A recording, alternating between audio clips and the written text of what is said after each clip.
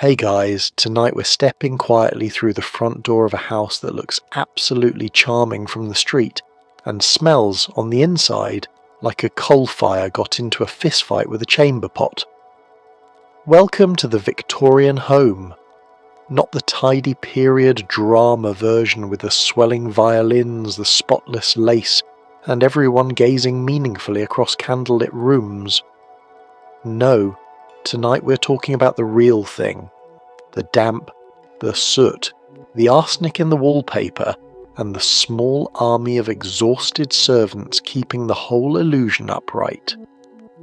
Before you get too comfortable, a huge and sincere thank you to the lovely listener who suggested tonight's topic. You're the reason this channel keeps finding new corners of history to poke around in, and I mean that. If you enjoy these late night wanders through the past, feel free to like the video and subscribe, but only if you actually enjoy what I do here.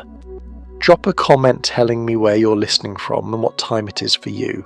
It's somehow always 2:30 in the morning somewhere, and if you'd rather drift off with your eyes already closed, the channel is now on Spotify too, with a link waiting in the description. Now dim the lights, switch on a fan for that soft grey hum, and pull the blankets up because the house we're visiting is very cold and the central heating is one small man and a bucket of coal. Let's wonder for a moment. What actually went on behind those heavy Victorian doors? Did anyone in this house ever truly get clean? Or did they just relocate the dirt from one place to another? Could you survive a bedroom so cold your breath fogs above the pillow? In a bed you have to warm with a pan of hot coals like a human toasted sandwich. Would you last a single afternoon following the 10,000 unspoken rules of tea, where reaching for the wrong spoon could quietly end your entire social life? Could you sleep soundly knowing the beautiful green wallpaper was very slowly trying to kill you? And who, exactly, was up at 5 in the morning lighting the fires so the family could pretend the warmth had simply arrived on its own? Well, congratulations. You've just woken up in a narrow brick house in 1861. The fire went out hours ago, there's ice forming on the inside of the window pane, and somewhere below you a very tired girl is already on her knees scrubbing doorstep you will never once think to thank her for. Sleep well. Let's begin where every day begins, with you awake and immediately regretting it. Your bedroom in 1861 is a monument to discomfort. The fire in the little grate died sometime after midnight, and the room has since achieved a temperature best described as meat locker with wallpaper. There's a bloom of frost on the inside of the glass, delicate and lovely and a genuine health hazard. Your nose is cold, your ears are cold, the tip of every finger is cold. You'd love to leap out of bed and get moving, except the floorboards are somehow even colder than the air, and the moment your barefoot touches them, your soul briefly leaves your body.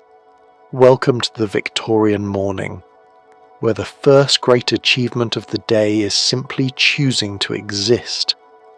Let's take stock of your surroundings since you're not going anywhere warm anytime soon. The bed itself is the one small mercy, a heavy nest of blankets, quilts, and a coverlet that together weigh roughly as much as a sleeping St. Bernard.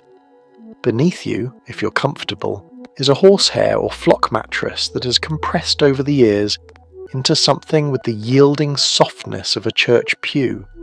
If you're wealthy, it's feathers, and it swallows you whole in a warm cloud you will resent leaving even more.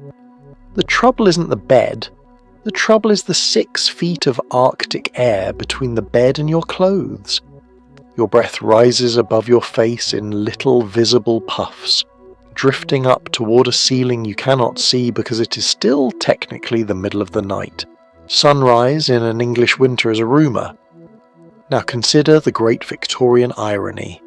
This is the wealthiest, most industrious empire the world has yet produced, an age of steam and steel and enormous confidence, and it still cannot reliably heat a single bedroom. There is no radiator ticking softly under the window. There is no thermostat you can prod with a resentful toe. There is a fireplace, and that fireplace is cold, and warming it is a project involving coal, kindling, patience, and another human being entirely. So you lie there, performing the ancient calculation known to every cold person in history. Exactly how badly do I need to get up, and can it wait?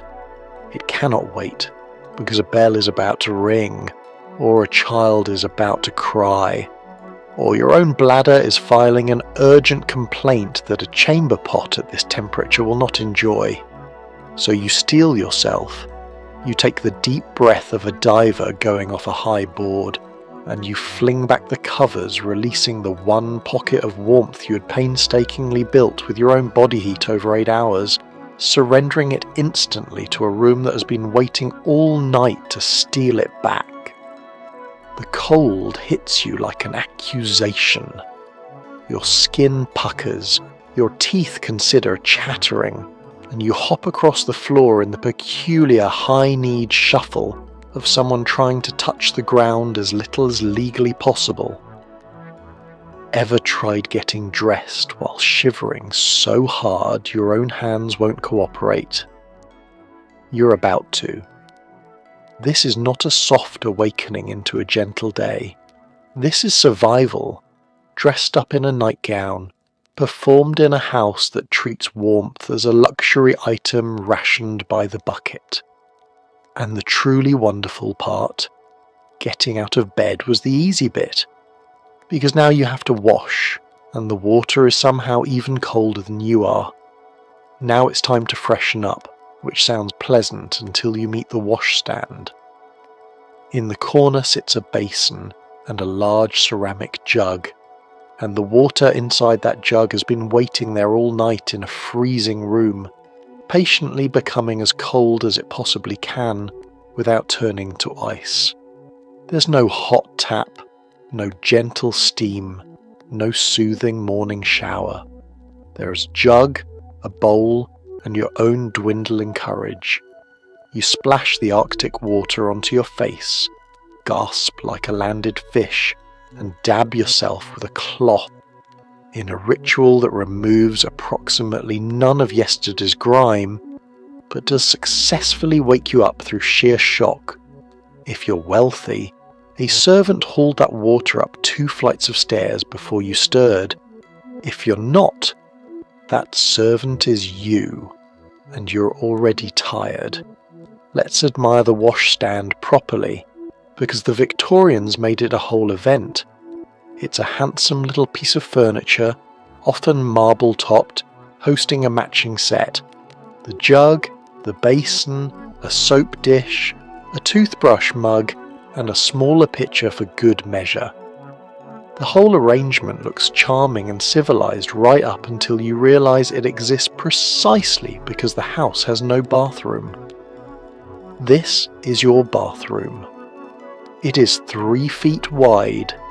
It lives in the corner of a bedroom, and its plumbing is a person carrying buckets up a staircase. The washing itself is less a bath and more a strategic negotiation with the parts of you that most need attention. You wet the cloth, you attack the face, the neck, the hands, perhaps the more diplomatically located regions, and you call it a triumph. Full immersion is out of the question, because full immersion requires a tub and roughly 40 gallons of heated water, and we'll get to that ordeal later in the week. For now, this daily rinse is what stands between you and smelling like the inside of a coal scuttle, and it is losing. Now let's talk teeth, since your mouth deserves the same misery as the rest of you. You've a bone-handled brush with bristles plucked from a pig, and a tin of tooth powder that tastes of chalk, soot, and faint regret. Some recipes fold in charcoal, some in cuttlefish bone, some in a startling dash of the same substances you'd otherwise use to scrub a floor. You scrub, you spit into the basin, and you try not to dwell on the fact that the dentist of this era views a toothbrush as delightfully optional and a pair of pliers as the real solution. And the water, poor grey soldier, has now done its duty.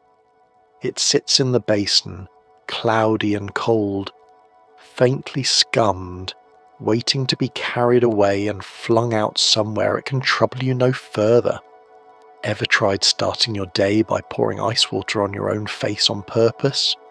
The Victorians did it every single morning, and they did it standing up, in a room with frost on the window, and then they went downstairs and behaved as though nothing had happened. There's a strange dignity to it, honestly. No steam, no comfort, no lingering, just a quick, brutal splash and onward. It's the sort of routine that builds character, mostly by removing any expectation that life will be pleasant before 9 in the morning. And now, freshly damp and thoroughly awake, you face the true engineering challenge of the Victorian day, putting on your clothes. With your face damp and your dignity questionable, it's time to get dressed, and dressing in the 1860s is not a task, it is a construction project. If you're a woman, you begin with a chemise, then the corset, laced snugly enough to improve your posture and remind you of your own ribcage. Over that go layers of petticoats, then a crinoline cage of hooped steel that turns your lower half into a small mobile tent, and finally the dress itself. It can take a solid stretch of the morning, and it often takes 2 people.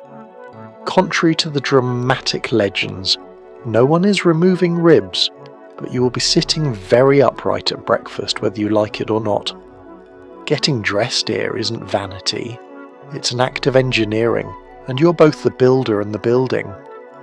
Let's go layer by layer, because there are a great many of them, and each one has opinions. The chemise comes first, a plain linen or cotton shift that sits against your skin, and quietly does the job your absent deodorant cannot, soaking up sweat so the good dress above it survives another wearing. Then the corset, which the age genuinely believes is good for you, supporting the back, correcting the posture, and holding everything in the shape society has decided a body ought to be. It's not the torture device of legend, but it is firm, and once it's laced you breathe from the top of your lungs and sit like a woman who has swallowed a fence post.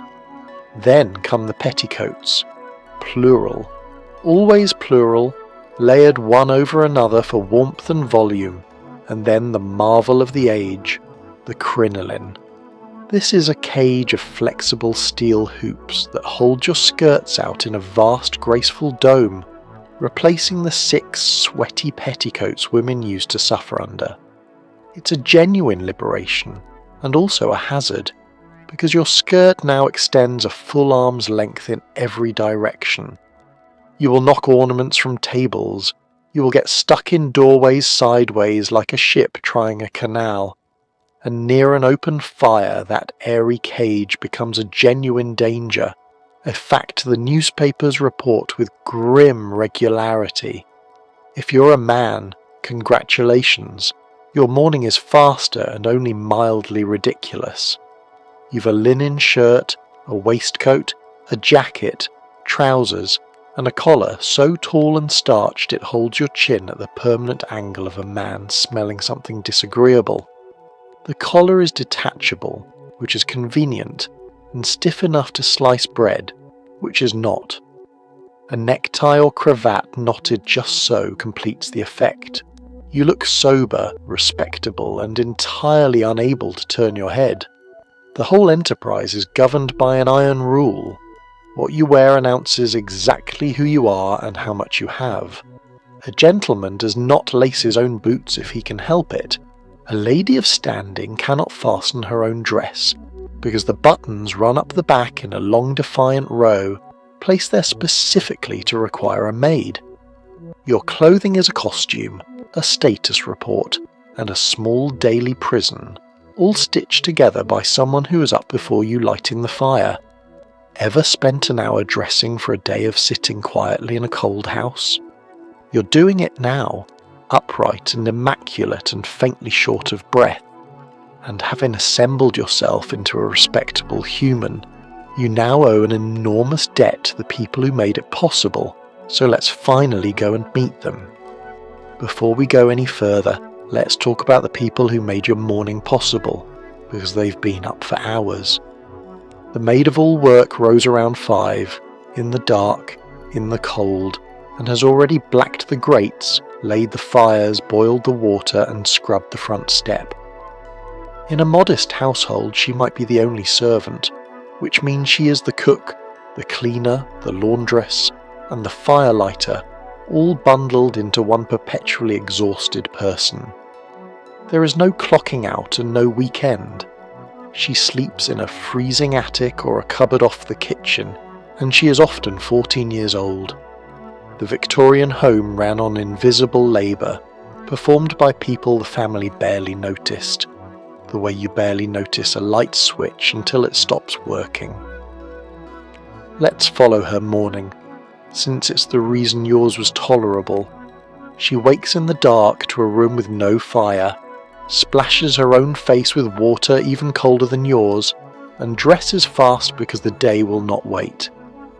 Downstairs the range must be raked out, relaid and lit before anything else can happen, because until it burns there is no hot water, no breakfast, no anything.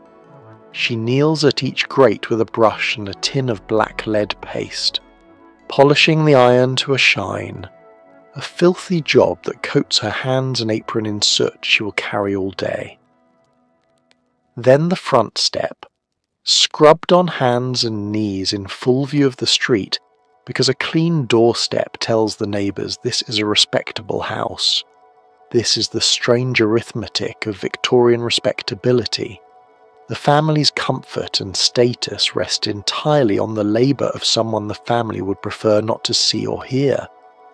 She's meant to move through the house like a rumour, appearing where the work is, vanishing before you notice her. She uses the back stairs, the servants' passages, the doors cut discreetly into the panelling, all designed so the machinery of the household stays hidden, and the illusion of effortless ease is never broken. The hierarchy below stairs is its own little empire. In a grand house there's a butler, a housekeeper, a cook, footman, ladies' maids, housemaids, and at the very bottom the scullery maid, who scrubs the pots and rarely sees daylight. In a middling home there may be a cook and a housemaid and little more, and in the vast number of ordinary households there is just her, the maid of all work, doing the labour of 5 people for the wages of barely 1 room and board included, the board being plain and the room being cold. The pay is a handful of pounds a year, and the hours are simply all of them. She might get a half day on Sunday if the family is kind and the church going is done. Otherwise she's on call from before dawn until after the last of you has gone to bed, summoned at any moment by a bell that jangles on a board in the kitchen, each bell labelled with a room, each ring a small demand she must answer at a run. Imagine a job with no evenings, no weekends, and a manager who can teleport you across the house by ringing a bell. That's the post, and yet, for a girl from a poor family, this is often the best option going. A roof, meals, and a place indoors, away from the mill or the factory or worse, so she scrubs and carries and climbs and keeps the whole beautiful fiction standing. The least you can do is remember she's there. The family, of course, mostly won't. Now back upstairs, one of her fires is finally catching, so let's go and stand near it. Let's talk about warmth, or the desperate, ongoing pursuit of it.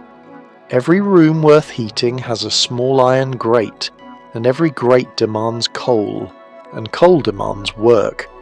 Someone has to carry the scuttle, lay the kindling, coax the flame, and then feed the thing all day like a hungry sooty pet. The fire warms a radius of roughly 1 armchair. Step back 3 feet and you're in winter again. Coal dust settles on everything, the curtains, the mantel, your lungs, and the whole house takes on the faint gritty smell of a locomotive that moved indoors. You will spend a startling amount of your life either tending a fire, missing a fire, or resenting a fire. And yet without it you'd simply freeze, so you make your peace with the beast. Let's watch the fire being born, because it's more of a ritual than you'd think. First, the grate is cleared of yesterday's ashes, which are saved because Victorians waste nothing and ash has a dozen uses. Then paper is twisted into knots, kindling is stacked in a little wooden wigwam, and the coal is added on top in careful lumps. A match is struck, or an ember is carried from a fire already going, and then comes the delicate art of the draught, the coaxing of air through the fire until the flames take hold. Done well, it catches in minutes. Done badly, it sulks, smokes, and fills the room with a grey haze while everyone pretends this is fine. Now understand the geography of Victorian heat, because it is deeply unfair. The fire throws its warmth forward in a narrow cone, roasting your shins if you stand close and abandoning your back entirely to the cold room behind you. This is why the age is obsessed with fire screens, draft excluders, and chairs with tall wingbacks, all designed to catch and hoard the heat before it escapes up the chimney, which is where most of it goes anyway. You will find yourself performing the eternal fireside rotisserie, turning slowly to toast each side in turn, warm in front, freezing behind like a chicken with regrets. And the fire is greedy. It wants feeding all day long, lump by lump, and every one of those lumps had to be delivered to your cellar by a coalman, hauled up by a servant and carried room to room in a heavy scuttle. Coal is a serious household expense and a serious household labour, and in a home with fires in the parlour, the dining room, the bedrooms and the kitchen range, someone spends much of the day simply keeping them all alive. Then there's the mess, which is considerable and permanent. Coal produces soot, and soot goes everywhere. Up the chimney if you're lucky, into the room if you're not, and out over the whole city to come drifting back through the windows as grime. It blackens the paintwork, greys the curtains, and settles into the fabric of the house, until dusting becomes a full-time war we'll come to shortly.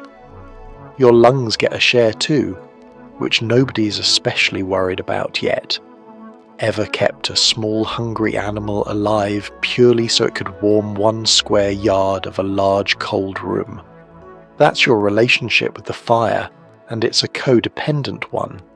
It demands, you provide, and in exchange it grudgingly keeps you from freezing to death while quietly filling your home with dirt. It is the beating, sooty, temperamental heart of the house, and you cannot live without it. And now that a fire is finally roaring somewhere respectable, it's time to sit near it and eat. So let's go to breakfast, where the food is plentiful and the kippers are watching you. Fire lit, body upright, you finally shuffle toward breakfast. If the household has means, the table groans with a peculiar Victorian abundance, kippers staring up at you with cooked reproach, kidneys, cold ham, boiled eggs, toast and pots of strong tea. The middle classes adored a hearty breakfast, partly for the nourishment and partly because a generous table quietly announced to everyone that you could afford one. If you're lower down the ladder, breakfast is bread and dripping and whatever tea leaves haven't been used 3 times already. Either way you eat quickly, because the day is long, the house is cold, and the kippers are getting no more charming with age. Let's survey the spread of a comfortable household, because it is a magnificent overcommitment to the morning. There's the kedgeree, a curried muddle of rice, fish, and egg brought home from the Empire. There are chops and cutlets, cold meats left from last night, potted things in little jars, and a fresh loaf beside a heavy crock of butter. There's marmalade, that great Victorian devotion, and toast made by holding bread on a fork at the very fire we just fought to light.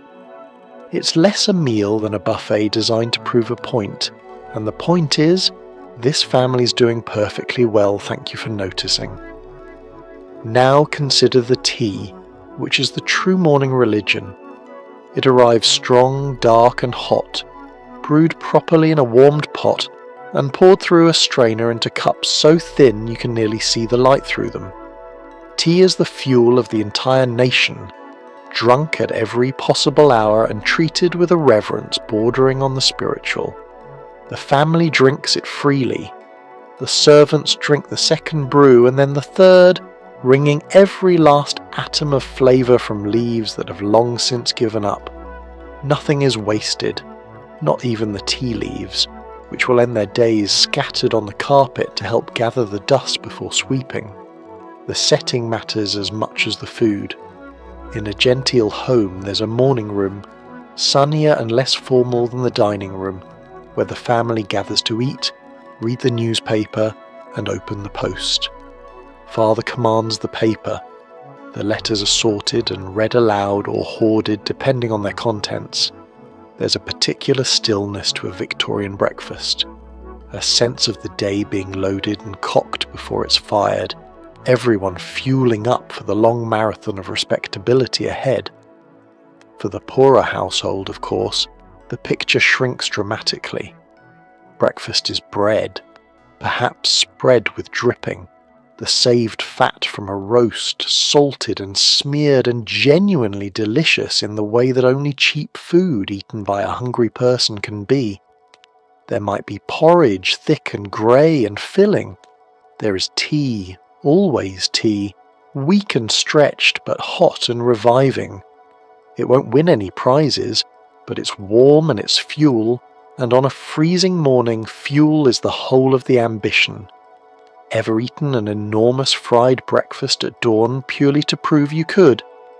The Victorian middle classes did it daily, and they did it beside a fish that had been smoked kippered and now stared up at them with the flat accusation of the recently deceased. You spear it, you eat it, and you tell yourself it's a fine start to the day, which it is, in the way that any hot food is a fine start when the window has ice on the inside. Fed at last, warm at last, you rise from the table. But the food didn't cook itself, and the warmth didn't happen by accident. Both came from downstairs, from the roaring, steaming, blackened engine room of the house. So let's go where the family almost never does, and descend into the kitchen. Now let's descend into the kitchen, the roaring engine room hidden below the family's polished world.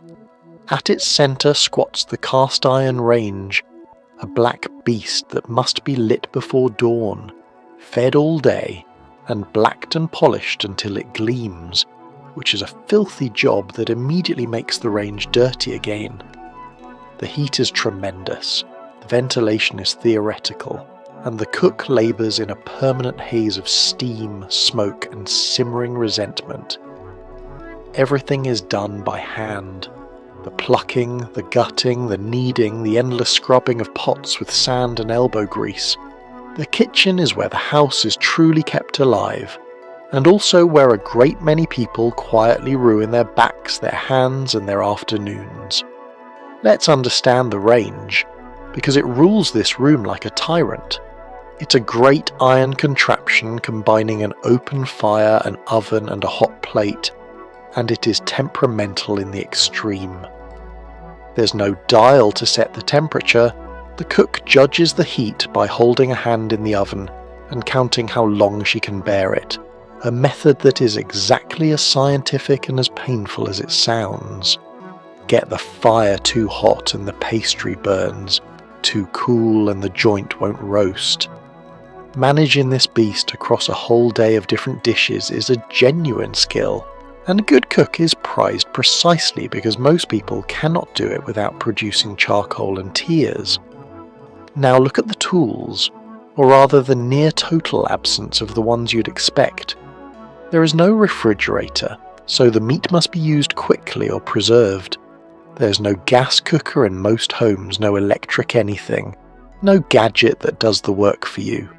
There is a mincer if you're lucky, a mortar and pestle, a battery of knives, and above all there are hands. Cream is whipped by hand until the arm screams. Bread is kneaded by hand until the shoulders give out. Meat is pounded, fish is boned, vegetables are scrubbed and peeled and chopped in quantities that would stagger a modern cook, all by 1 or 2 people working from dawn. The washing up alone is an epic. Every pot is heavy iron or copper, and copper must be scoured with sand or a paste of salt and vinegar to keep it from turning your food a lovely shade of poison.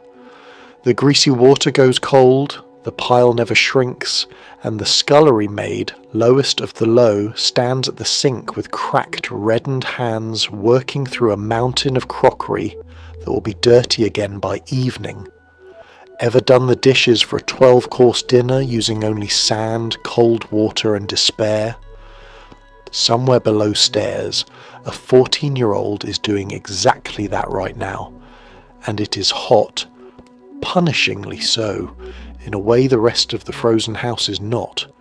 The range pumps out heat all day, the coppers steam, the ovens roar, and in summer the kitchen becomes a genuine furnace where staff work in long sleeves and heavy aprons and sweat through every layer.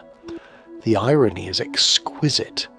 Upstairs the family shivers by their little grates, wrapped in shawls and complaining of the cold, while downstairs the people feeding them are half-cooked themselves, labouring in a climate closer to the tropics. The kitchen is also, quietly, the true centre of the home.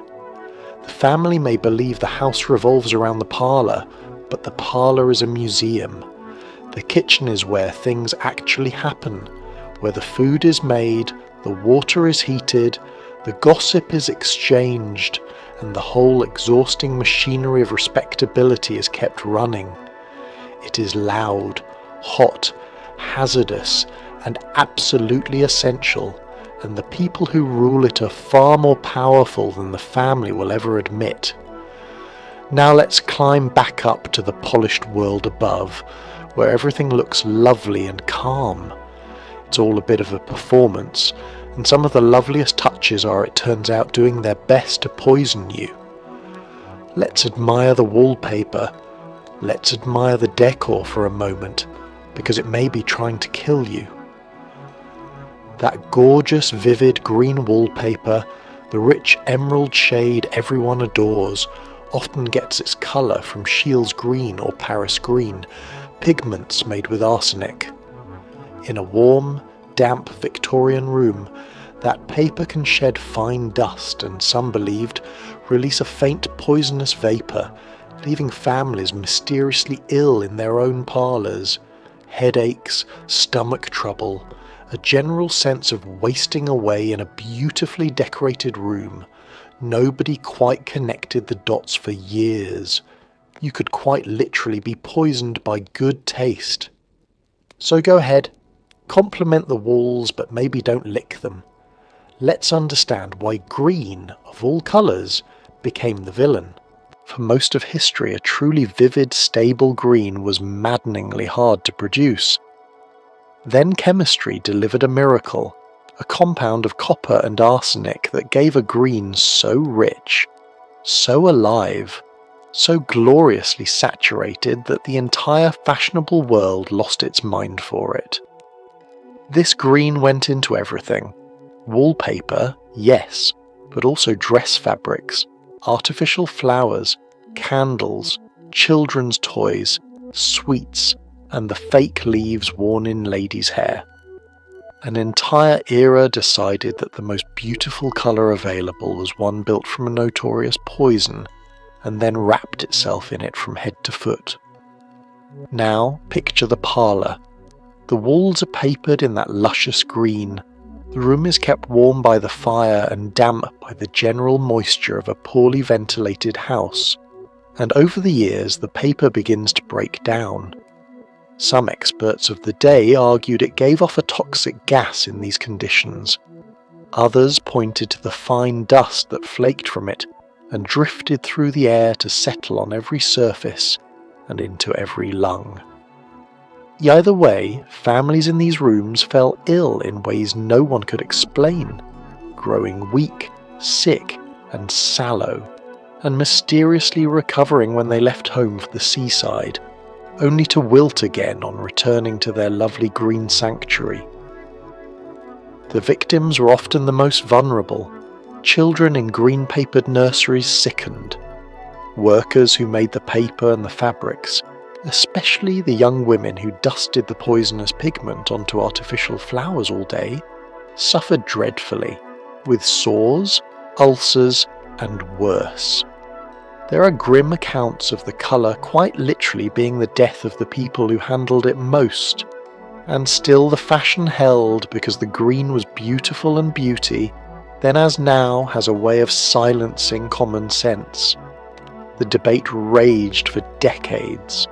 Doctors wrote alarmed letters, newspapers ran uneasy stories, and yet plenty of respectable people, including some famous manufacturers of the very wallpaper in question, insisted loudly that it was all nonsense, that a bit of arsenic on the wall never hurt anyone, and that nervous householders should calm down. Ever been told the thing making you ill is perfectly safe by the man who sells it? The Victorians heard that reassurance a great deal, usually while feeling steadily worse in a very tasteful room. Slowly, sense won out. Manufacturers began advertising their papers as free from arsenic, which tells you everyone had finally understood the problem. Safer pigments arrived, tastes shifted, and the murderous green faded from fashion, taking its quiet body count with it into history. But in 1861 you're sitting in the thick of it, in a room decorated to impress the neighbours, breathing in the faint dust of a colour that is beautiful, admired, expensive, and slowly doing you harm. So enjoy the parlour, admire the emerald walls, the tasteful furnishings, the whole immaculate scene. Just don't get too attached, and certainly don't spend too long in there. Which luckily, no one is allowed to do anyway, because the parlour is the one room in the house you're absolutely forbidden to enjoy.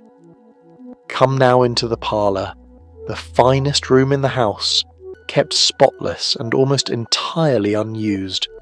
This is the shrine to respectability, stuffed with the good furniture, the framed photographs, the ornaments under little glass domes, and a suffocating quantity of patterned fabric on every surface.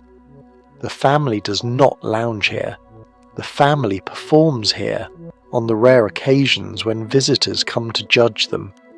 The rest of the time it sits cold, dark, and immaculate, a museum exhibit of a life no one is actually living. You may look at the nice room, you may dust the nice room, you may not under any circumstances relax in the nice room. Let's take in the sheer density of stuff, because the Victorian parlour abhors a bare surface the way nature abhors a vacuum. Every table wears a cloth, and every cloth wears ornaments. There are vases, figurines, framed silhouettes, wax fruit under domes, dried flowers under other domes, stuffed birds under yet more domes, and a startling number of things that have been embroidered, tasselled, or fringed for no reason beyond the fear of empty space.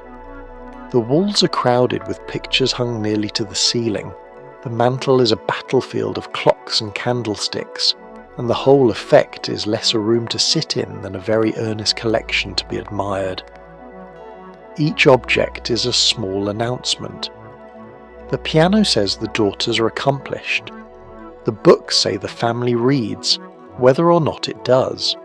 The souvenirs and curios say someone has travelled, or at least knows someone who has. The photographs, that thrilling new marvel, say here is the family, respectable and posed, and slightly startled by the long exposure. The whole room is a carefully arranged argument for the family's status, taste, and moral soundness, assembled entirely for the benefit of visitors who might spend 20 minutes in it 3 times a year.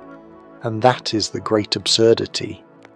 This finest, costliest, most cared for room in the entire house exists almost purely to be looked at by other people. The family spends its actual evenings in a smaller, shabbier sitting room where the furniture is comfortable and nobody minds a crumb. The parlour stays sealed like a tomb, curtains half drawn to keep the sun from fading the upholstery, fire unlit to save the coal, waiting in cold silence for the sound of a visitor's card at the door. The upkeep naturally falls to the servants, and it is relentless. All those ornaments must be lifted, dusted, and replaced daily in the exact positions the mistress prefers, because a figurine an inch out of place is a small domestic crime. The fabrics gather dust with enthusiasm. The glass domes must be cleaned inside and out, ever cleaned an entire room full of fragile treasures that no one is ever allowed to enjoy. That's the housemaid's regular fate, tending a shrine to a life the family only pretends to live in it. There's a quiet sadness under the splendour if you look. Here is warmth withheld, comfort denied, and a beautiful space held permanently hostage to the opinions of others. The best chairs are the ones no one sits in. The best room is the one no one uses. Respectability in the Victorian home means turning your finest possessions into a performance and then refusing to touch them, all for an audience that barely comes. So admire the parlour from the doorway, as you're meant to, and then back away quietly to somewhere you're actually permitted to breathe. And while you retreat, notice something drifting in the air, catching the thin light, settling gently on every one of those precious, untouchable ornaments. It's dust, and in this house, dust never ever stops. Let's talk about the war. Speaking of dusting, let's talk about the great unwinnable battle of Victorian domestic life. With coal fires belching soot, gas lamps blackening ceilings, and horse traffic churning the streets outside into a fine airborne filth, dust doesn't just accumulate here, it invades relentlessly on all fronts. There is no vacuum cleaner. There is a brush, a cloth, a pan, and a human being on their knees, going after every carved chair leg and pleated curtain by hand. The rooms are packed with ornaments precisely so the family can display their status, which means each one must be lifted, wiped, and returned daily. You could clean this house from dawn to dusk, and by morning it would need cleaning again. It is Sisyphus, but with a feather duster. Let's meet the enemy properly, because it comes from every direction at once. From inside, the coal fires throw soot into every room, the gas lamps smear the ceilings, and the candles and oil lamps add their own greasy film. From outside, the great city is a machine for manufacturing filth. Thousands of chimneys, thousands of horses depositing thousands of contributions on the road, all of it dried and ground and lifted into the air to come sifting through the ill-fitting windows. Open a window for fresh air and you invite the grime in. Keep it shut and you stew in the smoke of your own fires. There is no winning move, only a choice of how you'd like to lose. Now look at the battlefield, which the family has thoughtfully made as difficult as possible. Every surface is crowded with ornaments, every window swagged in heavy curtains, every chair carved with grooves and every table skirted in cloth, all of it a magnificent trap for dust and a nightmare to clean. The maid works through it inch by inch, lifting each figurine, wiping each frame, beating the soot from the drapes, brushing the carpets on her knees with a stiff brush, scattering damp tea leaves first to catch the dust so it doesn't just billow up and resettle. She dusts from the top down so the fallout lands on surfaces not yet cleaned, a small tactical mercy in a hopeless campaign. The carpets are their own torment. There is no machine to suck them clean, so the loose rugs are dragged outside, hung over a line, and beaten with a cane until the dust flies off in choking clouds, an exhausting job that leaves the arms aching and the lungs full. The fitted carpets, which can't be lifted, are swept and brushed in place, and, once a year in a great upheaval called spring cleaning, taken up entirely, hauled out, beaten, and the floors beneath them scrubbed. Spring cleaning turns the whole house upside down for days, and everyone dreads it, especially the person doing it. And here's the cruelty at the heart of the war. It can never be won, only fought to a standstill each day and then lost again by morning. The fires that make the soot cannot be extinguished because then you'd freeze. The lamps that blacken the ceiling cannot be doused because then you'd sit in the dark. The very things that make the house livable are the same things that make it filthy, so the labour is truly endless. A fresh coat of grime settling gently over the whole, exhausting achievement of yesterday. Ever cleaned something spotless and watched it dirty itself again while you are still holding the cloth? That is the housemaid's entire life.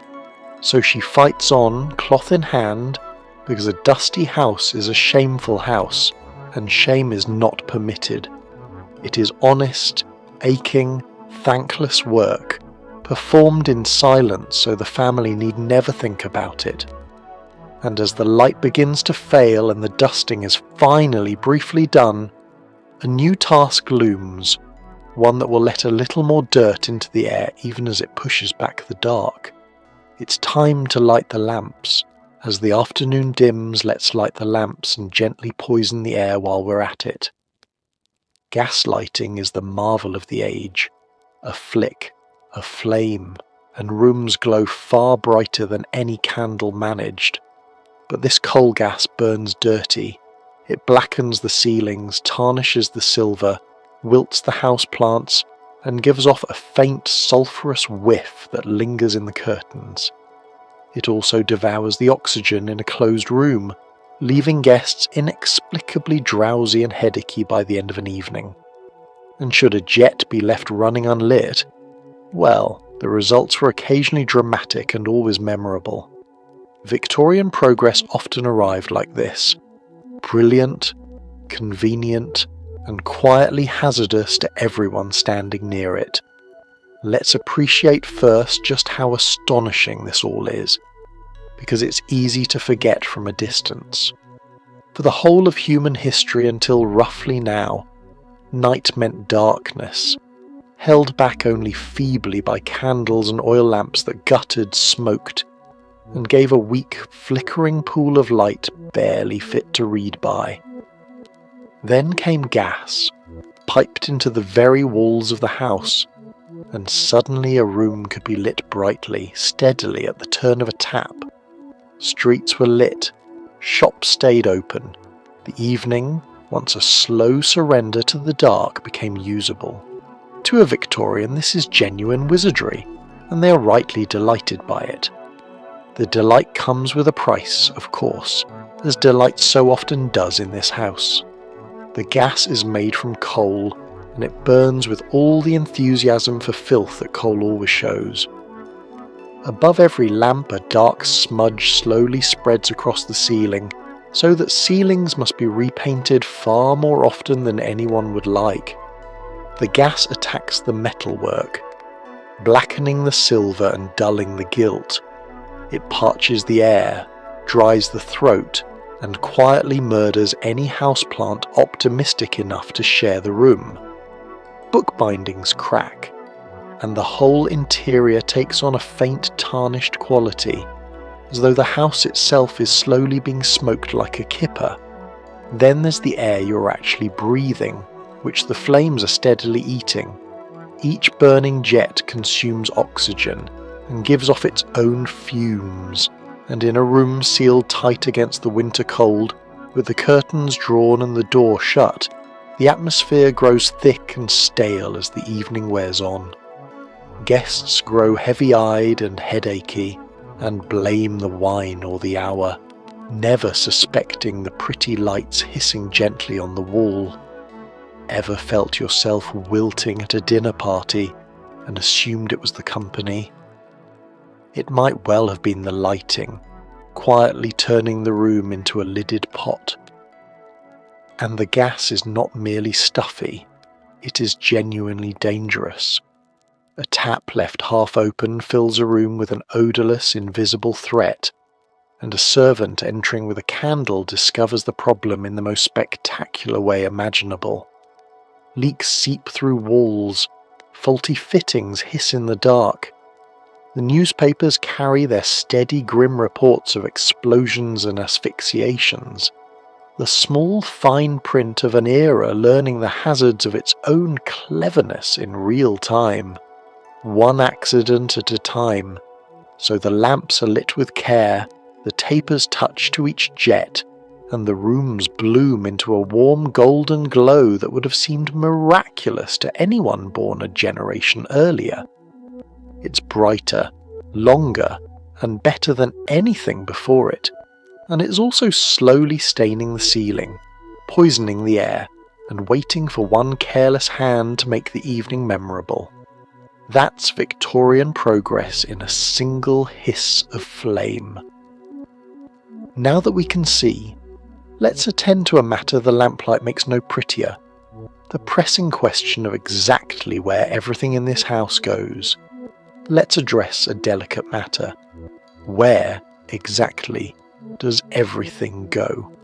If you're fortunate and modern, your home has a water closet, a genuine flushing toilet, the pride of the household. If you're less fortunate, you have a privy out back over a cesspit, or a chamber pot under the bed that someone, hello again, the maid, must empty each morning.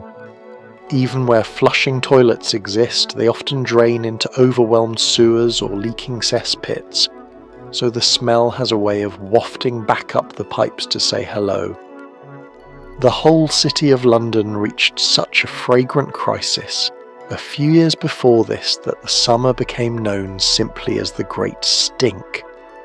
Progress was coming, but in 1861 it was arriving one nose wrinkle at a time. Let's start with the humblest arrangement, the chamber pot, because most households still know it intimately. It lives under the bed or tucked in a cabinet, and it exists so that no one need brave the freezing journey outdoors in the small hours. You use it, you slide it back, and in the morning it must be carried down and emptied, a duty that falls inevitably to the servant. Multiply that by every bedroom in the house, and you begin to grasp a grim category of labour that the family simply never thinks about, performed before breakfast by someone holding their breath. Move up a rung and you reach the privy, an outdoor closet over a pit or a bucket, shared by the household and sometimes by several households at once. It's cold, it's dark, it's a long walk on a winter night, and the pit beneath must periodically be emptied by the night soil men, who do exactly the job that name implies, under cover of darkness, for wages you'd have to be desperate to accept. The whole system depends on these invisible men carting away what the city produces, and the city produces a very great deal. Now the marvel of the age, the water closet, the flushing toilet that the well-to-do household shows off with quiet pride. Turn the handle and water sweeps everything away, out of sight, out of mind, into the drains. It's clean, it's modern, it's genuinely a wonder. There's just one small problem. The drains it sweeps everything into were never built for this volume, and half of them empty into cesspits or straight into the river that the city also drinks from. So the flush that removes your problem simply relocates it downstream, where it becomes everyone's problem, including yours again by a longer route. The plumbing itself often turns traitor. Early fittings frequently lack a proper trap, that clever little bend of water that seals the pipe, so the household's brand new modern convenience becomes a direct open channel between the bedroom and the reeking sewer below. The smell drifts back up, faint and foul, and with it, though no one yet fully understands this, the seeds of real disease. Ever installed a shiny upgrade only to find it pipe the trouble straight back into your home? The Victorians did precisely that, with great enthusiasm and tremendous ceremony. This is the crisis that came to a head in the capital just before our story, when a blazing hot summer cooked the river into such an overpowering stench that Parliament itself, sitting right beside it, could barely function, and finally, gagging, agreed to fund a proper system of sewers. Relief was on its way, borne on miles of new brick tunnels. But it hadn't arrived yet, not here, not in this house, where the water closet gurgles proudly and the pipe beneath it whispers back, "Enough of that. Let's cleanse ourselves of the whole subject quite literally and turn to the closest thing this house offers to luxury, the great weekly labour of the bath." Now for the weekly extravaganza, the bath. There is no bathroom in most homes, so bathing means dragging a tin tub in front of the fire and filling it, bucket by heavy bucket, with water heated on the kitchen range. This is such an enormous labour that the whole family may share a single tubful in turn, from cleanest to grubbiest, which is the true origin of every "don't throw the baby out with the bathwater" joke you've ever half heard. By the time the last person climbs in, the water is tepid, grey, and no longer entirely committed to the concept of cleaning. Bathing here is not a soothing ritual, it is a monthly-ish event requiring planning, muscle, and a firm belief that it's worth it. Let's count the labour, because the labour is the whole point. Water must be pumped or carried, poured into coppers and kettles, heated over the range until it steams, then ferried bucketful by heavy bucketful across the house to the tin tub waiting by the fire. Each full bucket is a genuine burden, and a bath deep enough to sit in properly needs many of them. Then, when you're done, all that water must be bailed out again and carried away.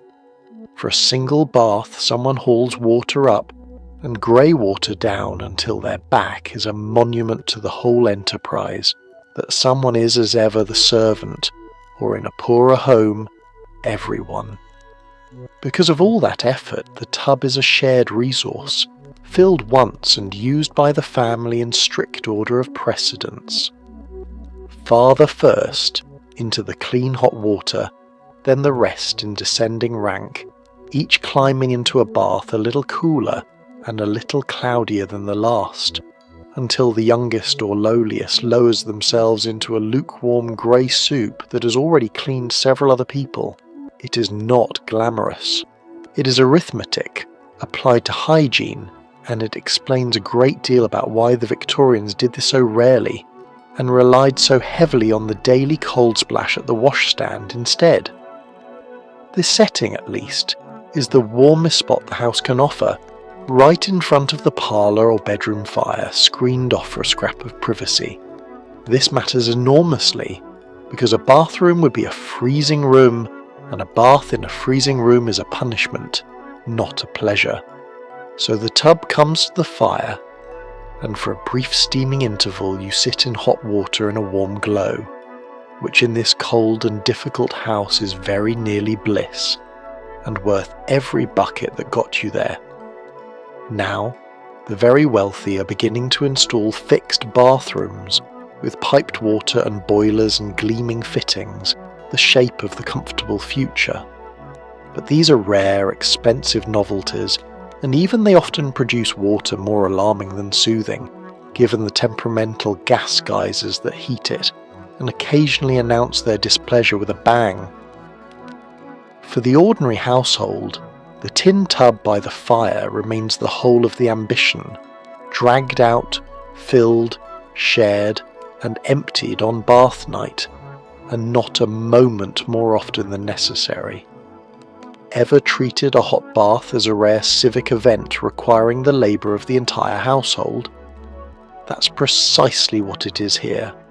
A small triumph of planning and muscle over cold and inconvenience, indulged in perhaps once a week if the household is diligent and cherished accordingly.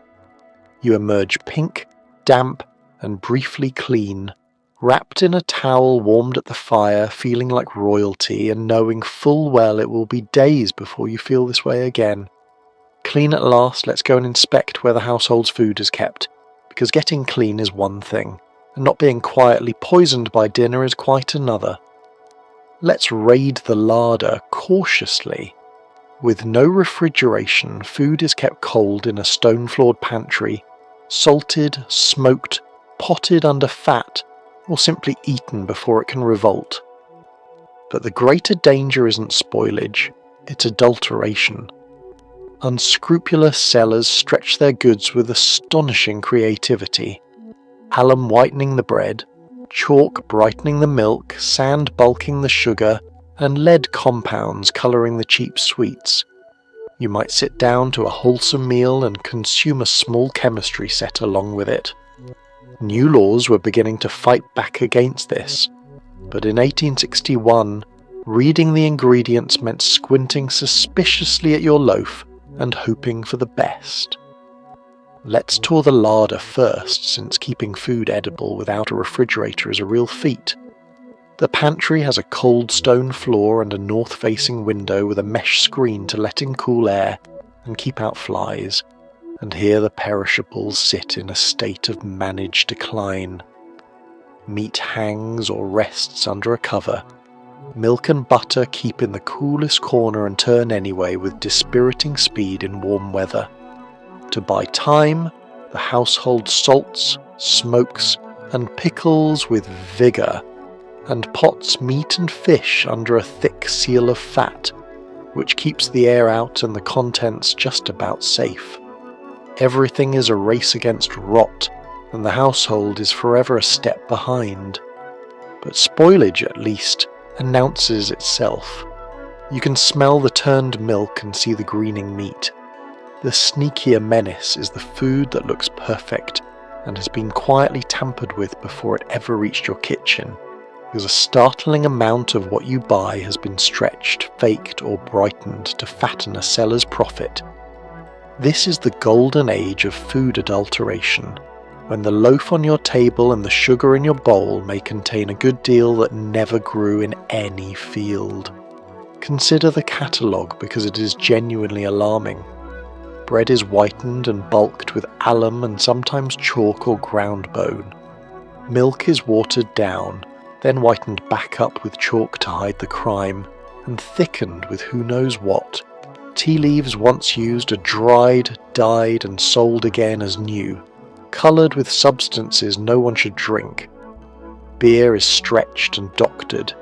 Sweets, meant for children, are coloured with vivid pigments made from lead, copper, and yes, that murderous green arsenic we met upon the walls, so that a child's treat could carry a genuine dose of poison inside its cheerful colour.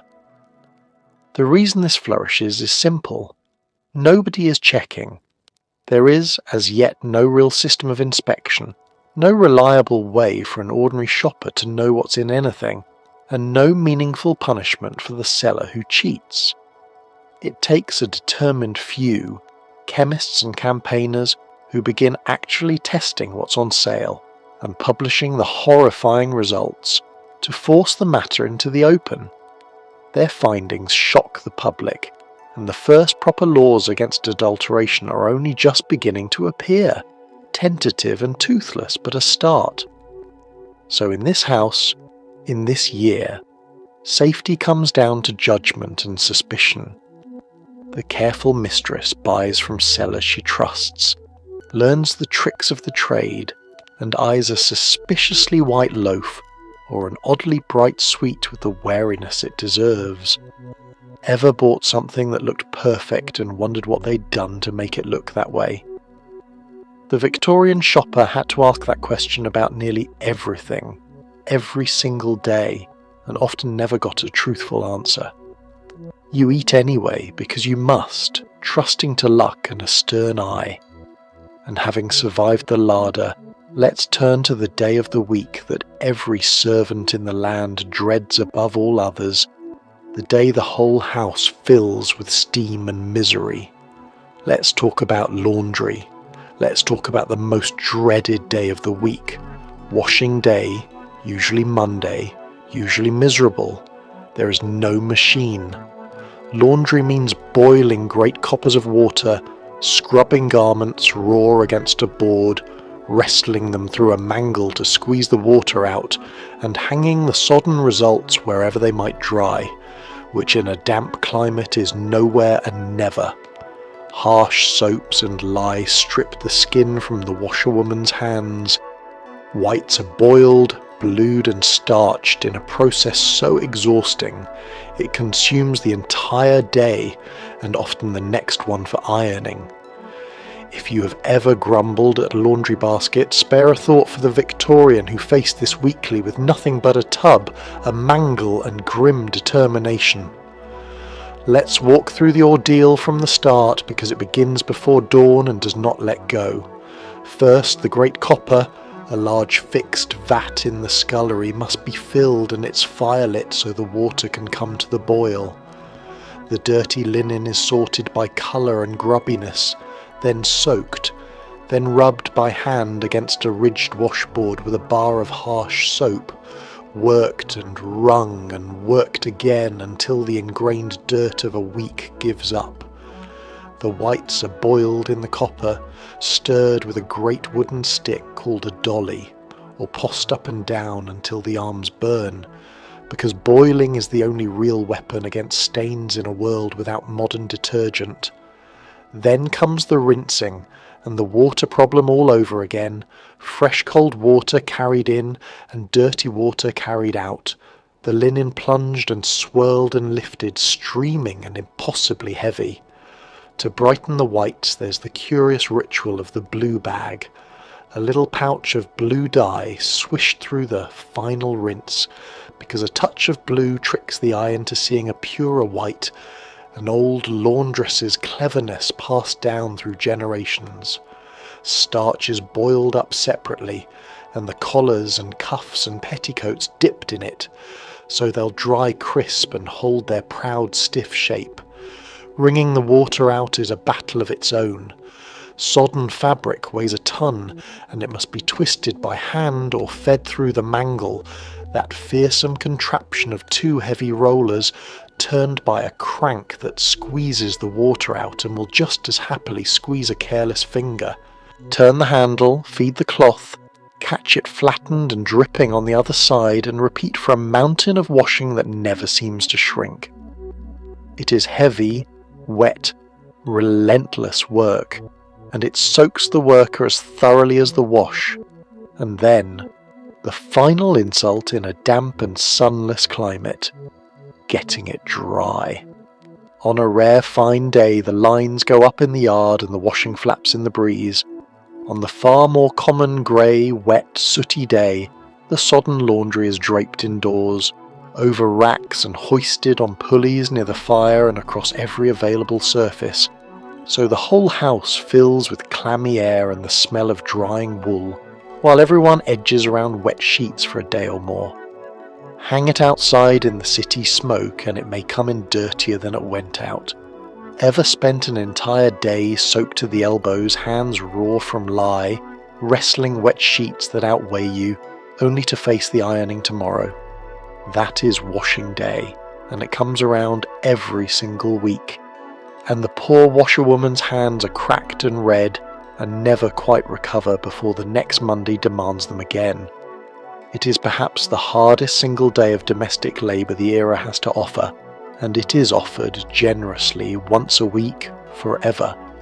Let's leave the steam behind and climb the stairs to a quieter, stranger corner of the house, where the children of the family live a small separate life of their own. Let's visit the nursery. Let's climb the stairs to the nursery, where the children of the house live in their own small kingdom, safely out of the way.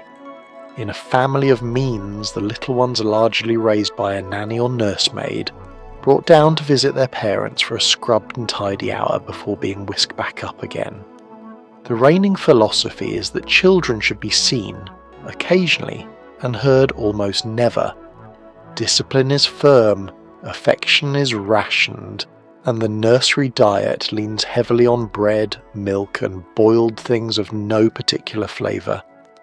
It's a strange, quiet world of routine and restraint, presided over by a woman who is quite often more of a parent than the parents are. Let's understand the geography first, because it tells you everything. The nursery sits at the top of the house, on the upper floors, deliberately far from the grand rooms where the adults live their adult lives. There the children eat, sleep, learn and play in their own suite of rooms, tended by nursery servants, and they descend into the main household only by invitation. The distance is the point. A well-run home keeps its children pleasantly out of earshot until they are wanted, presentable and quiet. At the centre of this small kingdom stands the nanny, and she is the true authority in the child's daily world. It is she who wakes them, washes them, dresses them, feeds them, teaches them their manners and their letters, comforts them when they wake in the night, and hears their small confessions and fears. The mother of the house may love her children dearly, but she often does not do these things. She visits them.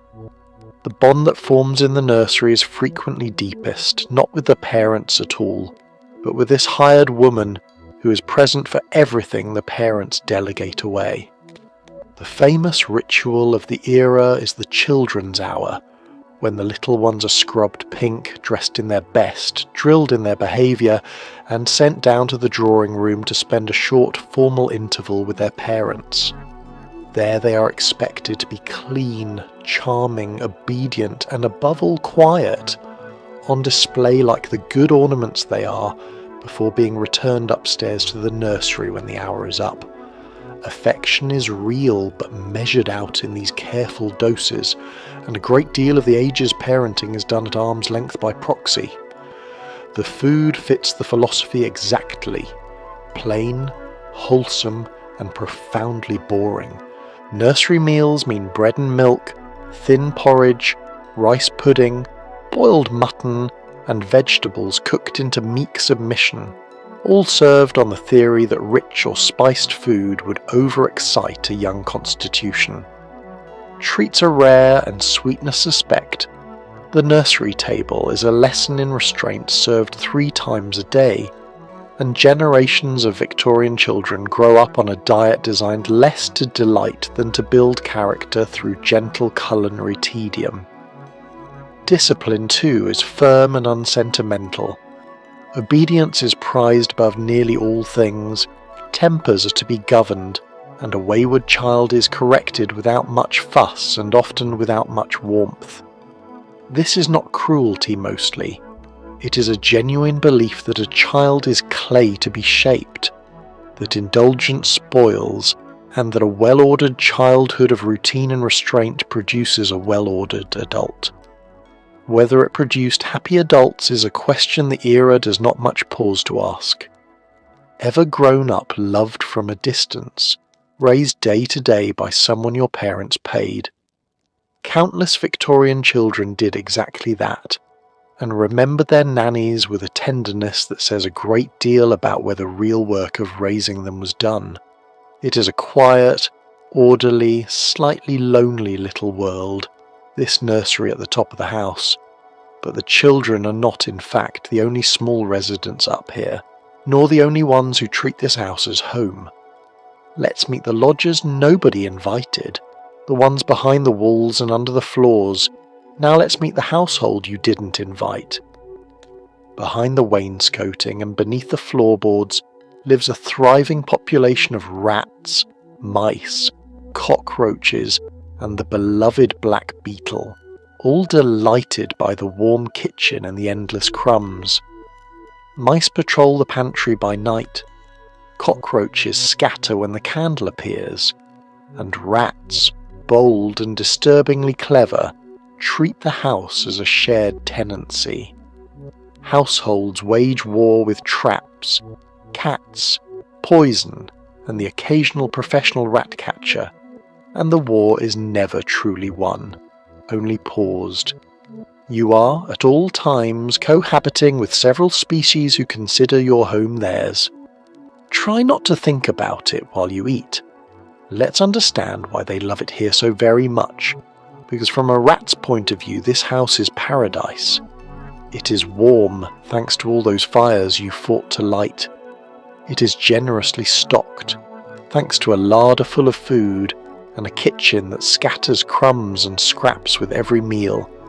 And it is riddled with cosy hidden highways, the gaps behind the panelling, the voids beneath the floors, the spaces inside the walls, all connecting into a private transit system where a rodent may travel the entire house, unseen, and emerge wherever supper is served. You built them a heated, catered, fully plumbed hotel, and they moved in gratefully.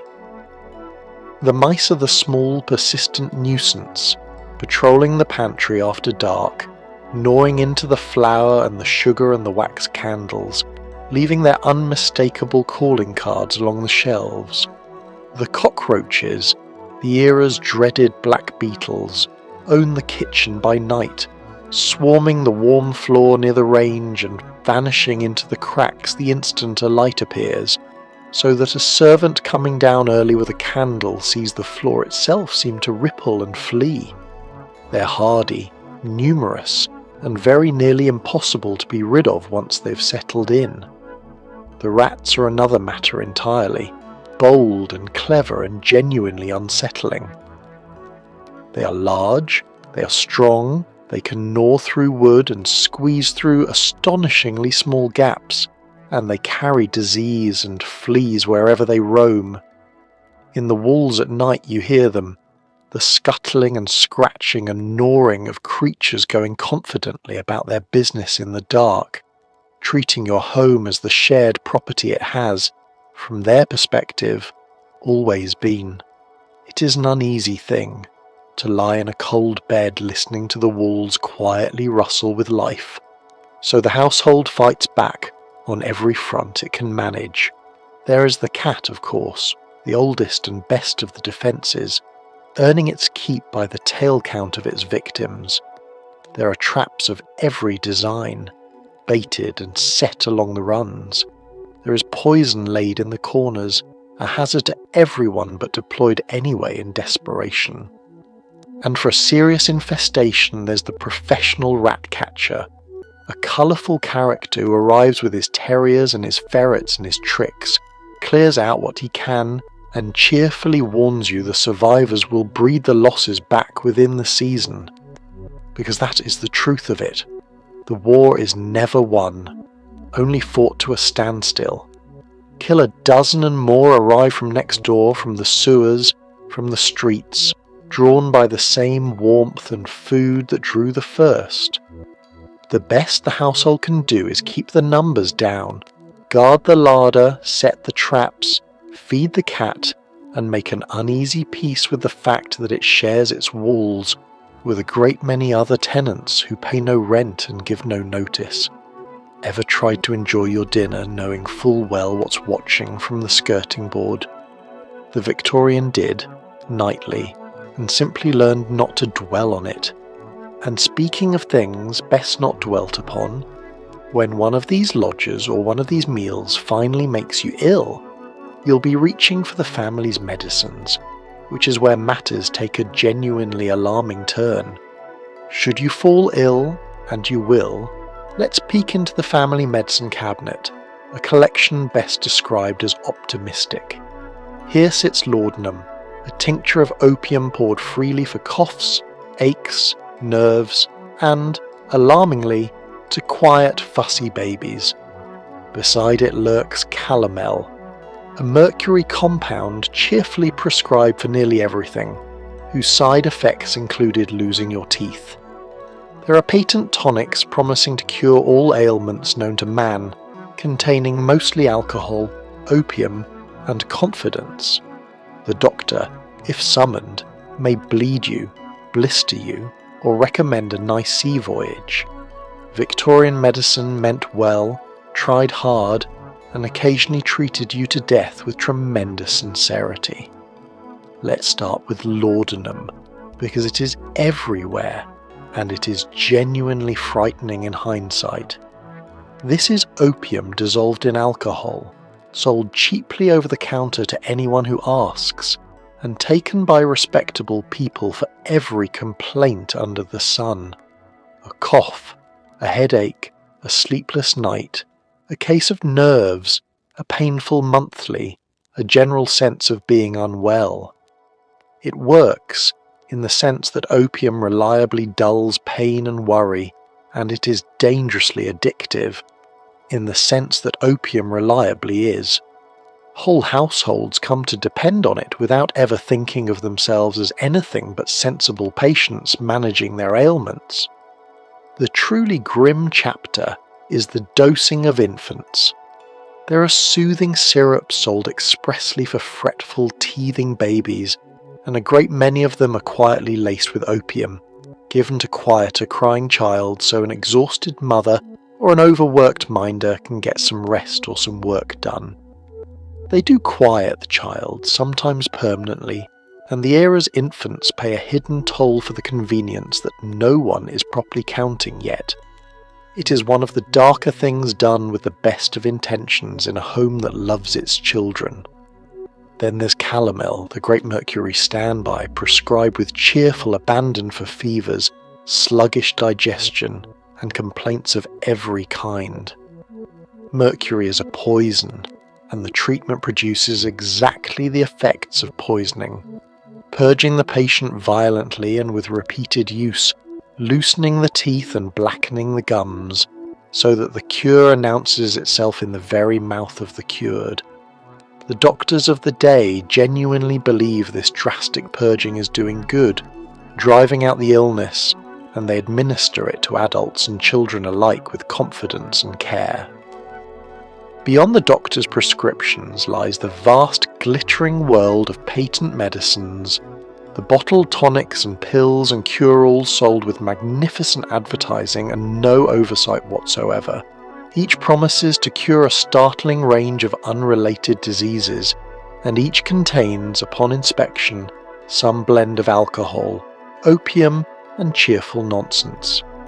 People buy them by the crateful, dosing themselves and their families on the strength of a confident label and a testimonial from a satisfied stranger, and the makers grow rich on hope bottled and sold at a handsome markup. And should a real doctor be summoned, the treatments on offer are their own adventure. There is bleeding, still clung to by some, drawing off the patient's blood to balance the body's supposed humours. There are blisters raised deliberately on the skin to draw out disease, poultices, purges, and the ever-popular recommendation of rest, fresh sea air, or a change of climate for those who can afford to flee their symptoms to the coast. Ever been prescribed a nice holiday for a serious illness? The wealthy Victorian frequently was, and it was often the least harmful thing on the menu. Medicine here is a strange mix of the tender and the terrifying, practiced by people trying genuinely hard with tools that range from the useless to the actively dangerous, all delivered with utter sincerity. You take your chances, you take your laudanum, and you hope. And while the physicians debate your humours, the wider world has its own confident theory of what makes you sick, and it concerns the very air drifting past your window. Let's step to the window and consider the air, because the Victorians certainly did, with dread. The prevailing belief is in miasma.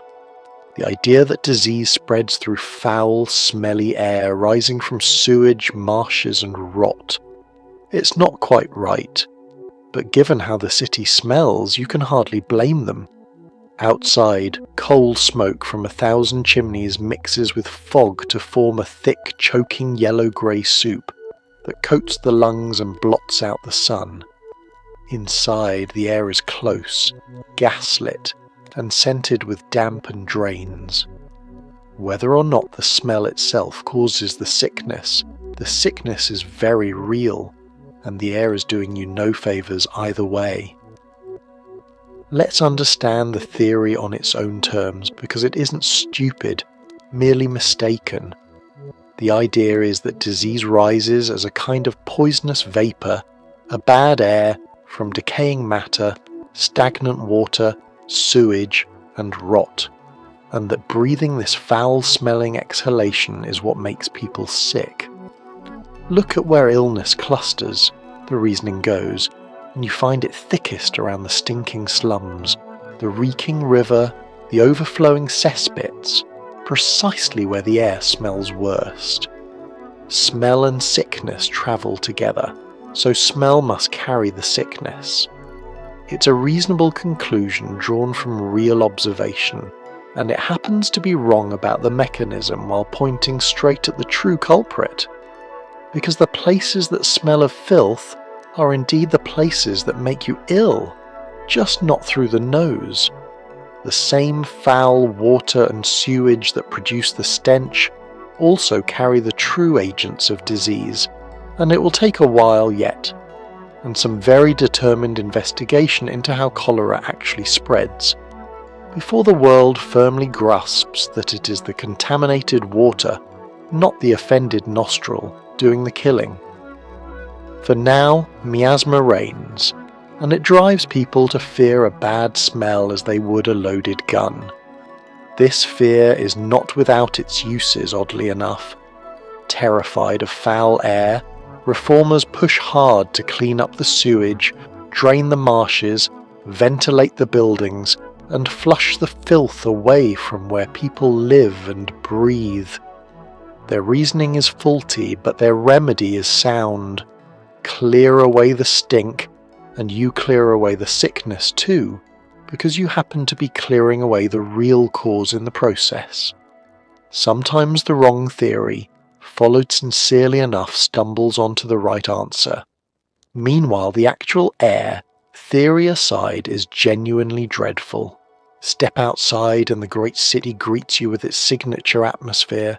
The coal smoke of countless chimneys mixed with river fog into a thick yellow-grey pall that stings the eyes, coats the throat, and dims the very sun at noon. On the worst days, this smog is so dense you can scarcely see across the street, and it settles into every chest, so that the wheeze and cough of the city is simply the background sound of life. It grimes the buildings black, and the washing on the line, and of course your lungs. Indoors is little better, only differently bad.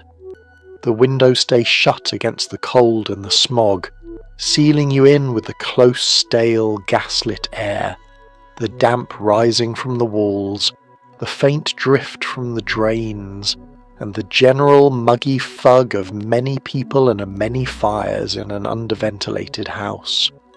You are breathing bad air whichever side of the glass you choose, and the era's instinct to fling open a window for health runs headlong into the era's reality that the air out there is a soup. Ever lived somewhere where the outdoor air and the indoor air were competing to be worse for you? That's this house, in this city, in this smoke. The Victorians feared the air, and though they got the reason muddled, they were absolutely right to. Now let's look up from the window to the chimney it all pours from, and confront one of the quiet cruelties that keeps that chimney clean. Let's look up the chimney and confront one of the era's quiet cruelties. All these coal fires produce soot, and soot must be swept. And for far too long that job was done by climbing boys, small children, Some barely past toddling sent up the narrow flues to scrape them clean. They emerged black, coughing, scraped bloody by the brick, and prone to a terrible cancer that got its own grim nickname. Reformers fought for decades to ban the practice, and a fresh law had only just been strengthened around this time to protect them. Still, in many homes the memory was recent, and the chimney above your cosy fire held a darker story than the flames below it.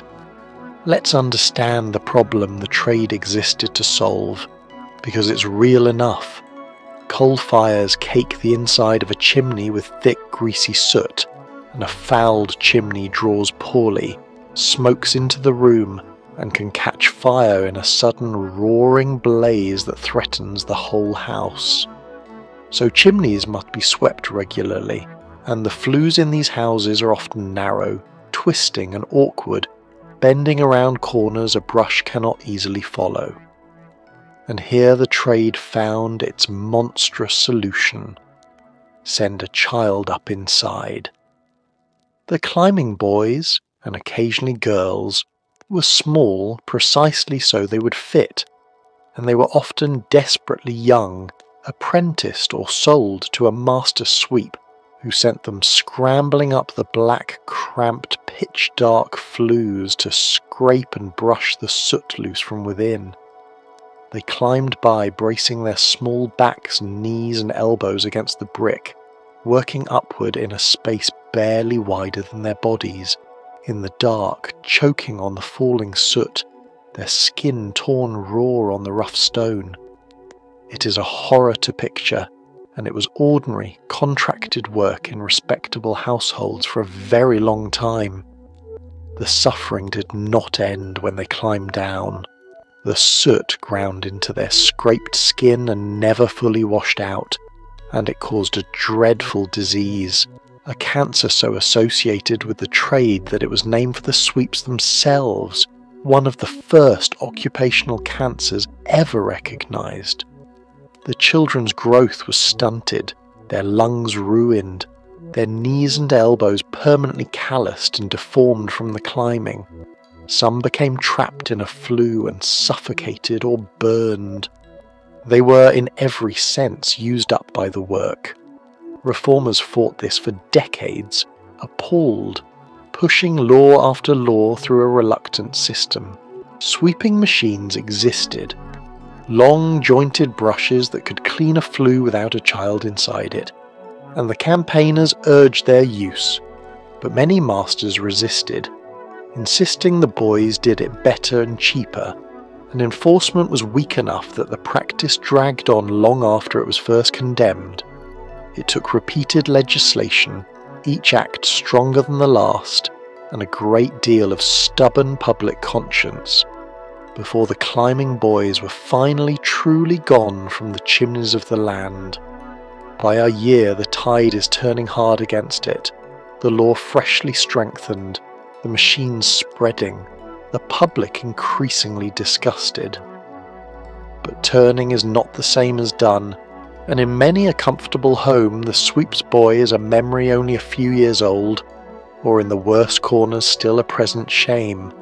The cosy fire warming your parlour, the cheerful flames you were so grateful for this morning, sit at the bottom of a flue that, not long ago, a frightened child was sent up to clean with his own scraped body. Ever felt a chill looking at something warm and pleasant, once you knew what kept it working? That's the chimney. It's a good corrective, honestly, against romanticising any of this. Now let's step back into the daylight world of the family and its rituals, where the cruelties are subtler and the weapons are, of all things, small pieces of card. Let's brave the social battlefield of the calling card. Now let's brave the social battlefield, ruled by tiny pieces of card. Paying a call on a neighbour is governed by a bewildering code. The right hours, the right cards, the corners folded just so to signal your meaning, the precise number of minutes you may linger before overstaying. Leave a card and the household decides whether to receive you, ignore you, or return the gesture, and every choice carries weight. Get the rules wrong, and you're not merely rude, you're revealed as someone who doesn't know the rules, which is far worse. It's an entire silent language of paper and timing, and everyone around you learned it in the cradle while you're improvising in a panic. Let's start with the card itself, because it is a small object carrying an enormous burden. It's a slip of stiff paper or thin card bearing your name, printed in a style precisely calibrated to be tasteful rather than showy, because a vulgar card announces a vulgar person. You carry a supply in a special little case, and you present or leave them according to rules that everyone of standing simply knows and no one ever explains. The card is your representative, your proxy, your polite ambassador, and it says a great deal about you before you've spoken a word. Now the ritual of the call, which is choreographed to the minute. You arrive during calling hours, that narrow acceptable window in the afternoon, and you present your card to the servant at the door. That servant then vanishes to consult the mistress of the house, who now holds all the power, for she may decide she is at home and will receive you, or that she is not at home, a polite and universally understood fiction meaning she would rather not thank you. You may be shown in, or you may be left standing on the step gently and deniably rejected by a phrase everyone knows to be a lie. If you are received, the visit itself is brief and bounded, a short quarter of an hour of careful, pleasant, weightless conversation before you rise and leave, because lingering is a sin and overstaying marks you as someone who cannot read the invisible clock. If you are not received, you leave your card, and the whole exchange becomes a slow correspondence conducted in paper, for the household is now obliged to return your call in kind, and if they fail to, the message is unmistakable and cutting. Then there's the folding, a refinement so delicate it borders on cryptography. The corners of a card may be turned down to convey particular meanings, that you called in person rather than sending a servant, that the call was one of condolence or congratulation, that it was meant for the whole household rather than one lady of it. Each fold is a small signal in a code the initiated read at a glance, and each carries the risk of a blunder that says precisely the wrong thing to precisely the wrong person. The cruelty of the whole system is that it is designed as much to exclude as to connect. It sorts the world neatly into those who know the rules and those who don't, and the not knowing is unforgivable in a way that ordinary rudeness never is. A newcomer, or someone risen in the world, can be word perfect in courtesy, and still betray themselves with a single misjudged card, revealing that they were not, after all, born to this. Ever walked into a room where everyone knew a game you'd never been taught? That's the position of anyone climbing into this world from below. So you juggle your little case of cards, mind your hours, count your minutes, and pray you folded the right corner. And having survived the call, you may find yourself invited to stay for the next great genteel ordeal, an occasion that looks like pure relaxation and is in fact a quiet examination poured from a pot. Let's take tea. From calling we drift naturally to tea, that most civilized looking of quiet minefields. Afternoon tea arrives with delicate sandwiches, small cakes, and an arsenal of specialized implements, each with a correct and incorrect use. You must hold the cup properly, stir without clinking, and never ever commit the sin of an extended pinky or a slurp. Conversation stays light and safe. Strong opinions are as unwelcome as spilled milk. Behind the gentility runs a constant hum of observation, everyone quietly noting who knows the form and who doesn't. It looks like the most relaxing hour imaginable, and it is in fact a genteel examination you didn't study for. Let's set the scene first. because it is genuinely lovely to look at. The tea things are brought out in the late afternoon to bridge the long hungry gap before a fashionably late dinner. A pot under a cosy thin cups on saucers, a jug of milk, a bowl of sugar with its own small tongs, and a tiered stand bearing the treasures of the occasion. On the lower plates sit dainty sandwiches, crusts trimmed away, cut small and thin and filled with cucumber, egg or potted meat. Above them wait the scones and the small cakes and the sweet things, arranged with care, the whole display a small edible argument for the household's refinement. Now the perils, which are numerous and hidden. There is a correct way to hold the cup, fingers through the handle just so, and an incorrect way that marks you at once. There is a correct way to stir, gently in a small movement, without letting the spoon clang against the porcelain like a fire bell. There is the matter of the extended little finger, which one might think elegant and which is in fact a dead giveaway of someone trying too hard. And there is the absolute unforgivable sin of the audible sip, the slurp, which no amount of good breeding can excuse. Ever sipped a drink and felt an entire room silently grading you on it? That is afternoon tea. The great ceremonial question, debated with real feeling, is the order of milk and tea, whether the milk goes into the cup first or the tea, a matter that sounds trivial and carries, absurdly, genuine social weight, hinting at your origins and your understanding of the proper way of things.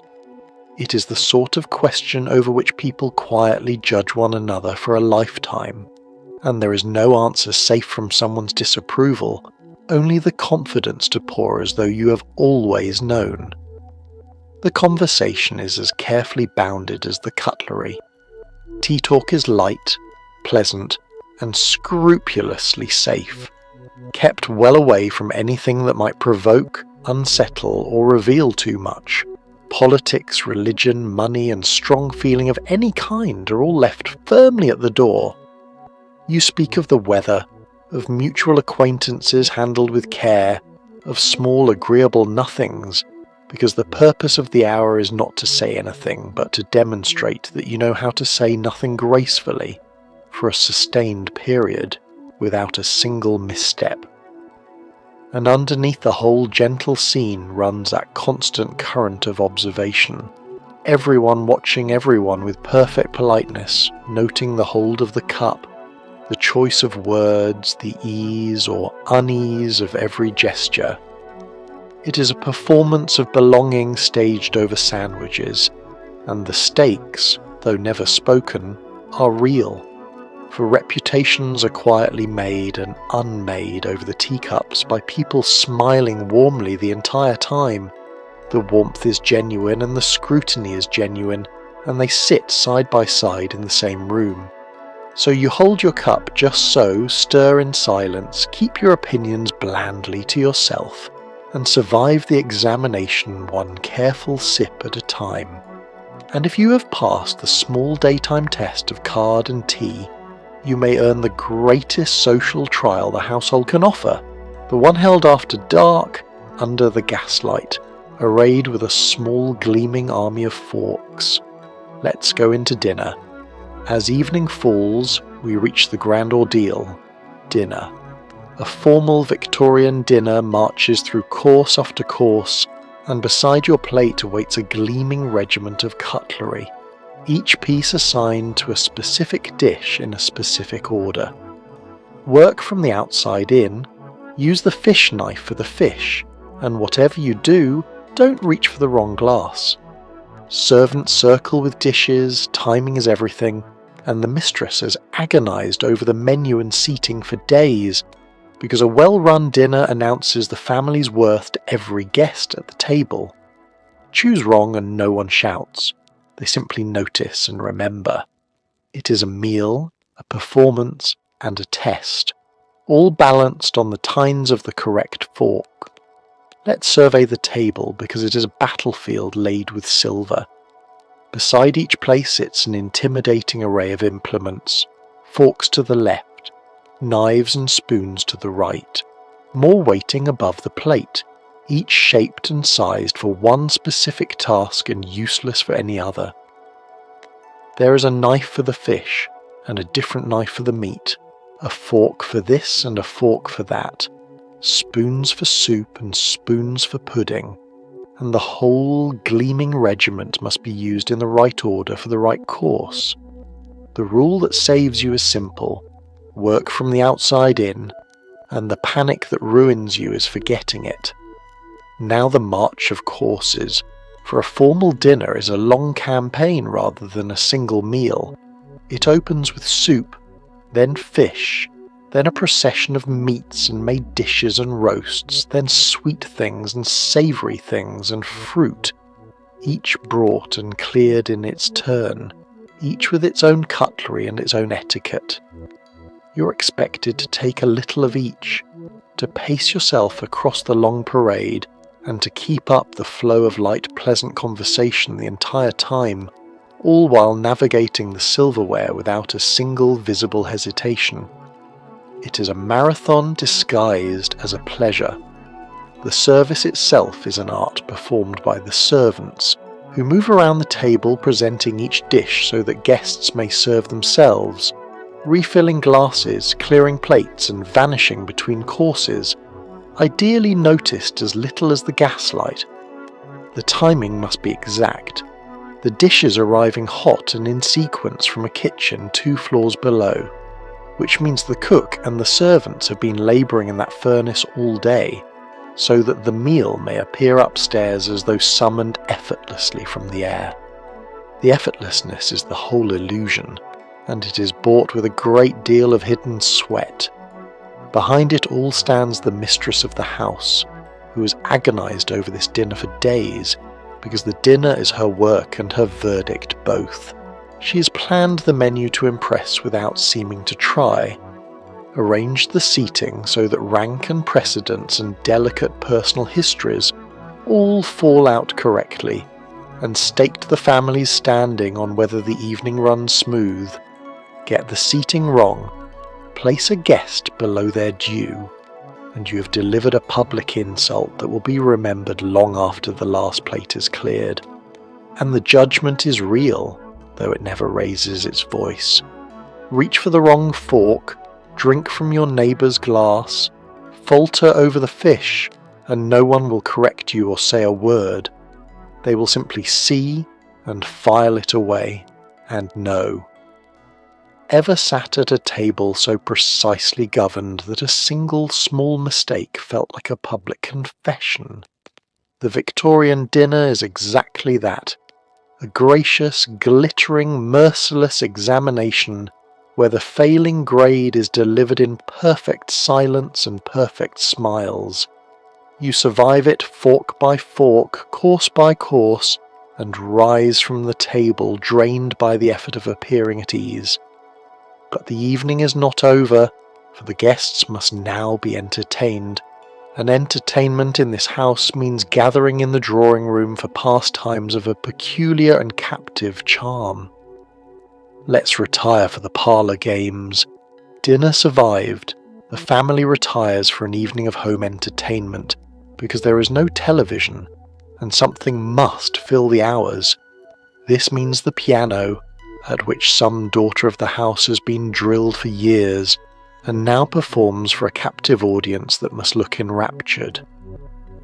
There are songs around the instrument, readings aloud, card games, and parlour games of the slightly unhinged variety, including one played by snatching raisins from a dish of flaming brandy. Amusement is homemade, communal, and entirely reliant on everyone agreeing to be a good sport. It's genuinely charming, and, after the 9th verse of the same ballad, genuinely testing. Let's begin at the piano, the beating heart of the domestic evening, and the centrepiece of the parlour. A young lady of good family is expected to be accomplished, and accomplishment means, above all, music. So she has practiced for countless dull hours to reach this moment of performing before the assembled company. She plays, she perhaps sings, and the audience is expected to sit in attentive delight, applauding warmly, requesting more, and betraying not a flicker of the restlessness that sets in somewhere around the third selection. The performance is as much about displaying her upbringing as about the music, and everyone understands this and plays their part. Then there is the singing together, the whole company gathered around the instrument to work through the popular songs and sentimental ballads of the day, sheet music propped up and voices raised in various states of tunefulness. These songs run long, verse after verse of earnest melody about love and loss and home and mother, and the company sings them through to the bitter end because that is what one does. It is warm and companionable, and by the 9th verse of a particularly devoted ballad, a small test of the human spirit's capacity for endurance. Beyond music lie the games, and here the air reveals a streak of delightful strangeness. There are the gentle amusements, charades, and guessing games and word games and cards, at which the company competes with mannerly good humour. And then there are the games that suggest the Victorians harboured a hidden appetite for danger, chief among them the one where raisins are set in a dish of brandy, the brandy is lit, and the players must snatch the flaming fruit out with their bare fingers and pop them, still burning, into their mouths. It is a party game built around grabbing fire, and they adored it. Ever played a game whose central rule was essentially catch the flames? The Victorians did by choice for fun in the parlour. There are quieter pastimes too, for not every evening burns. There are readings aloud, one member of the family working through a novel or a poem while the others listen and sew or sit. The shared book a genuine pleasure, in an age that reads aloud as naturally as it breathes.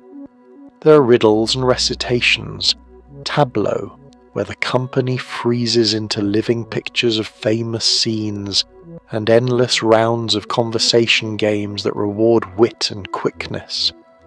The whole evening is assembled from the talents and the willingness of the people in the room. And that is the true engine of it all, the shared agreement to be entertained and entertaining, to take one's turn, to applaud the performer and endure the ballad and grab the flaming raisin with a good grace.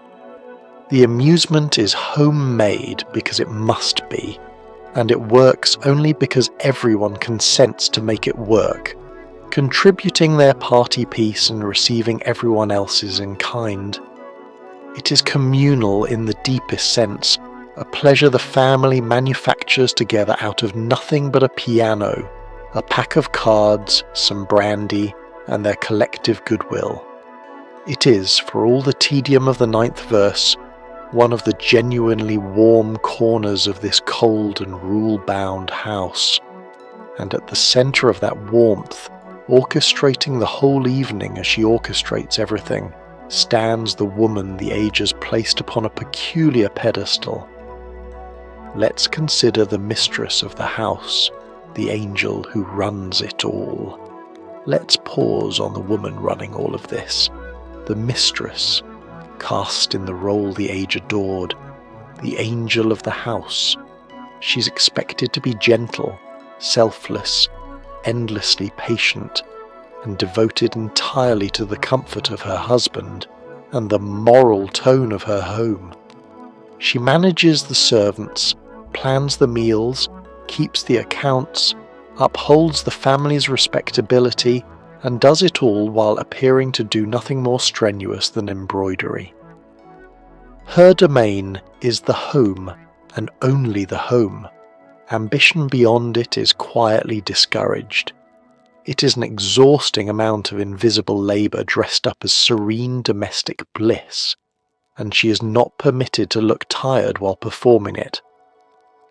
let's examine the ideal she's meant to embody, because it is a demanding one dressed as a gentle one. The age holds up a vision of womanhood that is pure, patient, self-sacrificing and devoted, a moral centre for the home who soothes her husband, guides her children, and radiates a calm virtue that keeps the whole household spiritually sound. She is to be the still point in the family's world, asking nothing for herself, offended by nothing, tired by nothing, forever gentle and forever giving. It is less a description of a woman than a portrait of a domestic saint, and real women are expected to live inside it. Now the reality behind the halo, which is a formidable quantity of work. The mistress runs the household as a manager runs a business, and the business is complex. She hires and directs the servants, settling disputes and correcting faults, and keeping the whole staff to their tasks. She plans the meals, orders the provisions, keeps the household accounts and watches the spending, oversees the cleaning and the laundry and the endless maintenance, and manages the family's entire social life of calls and cards and dinners. It is genuine executive labour, and the era's great domestic manuals are thick with instruction precisely because so much rests on her doing it well. Yet she must perform all this while appearing to do nothing of the kind. The illusion the household sells to the world is one of effortless ease, a home that simply runs, a comfort that simply exists, a mistress at leisure with her needlework while everything hums along by itself.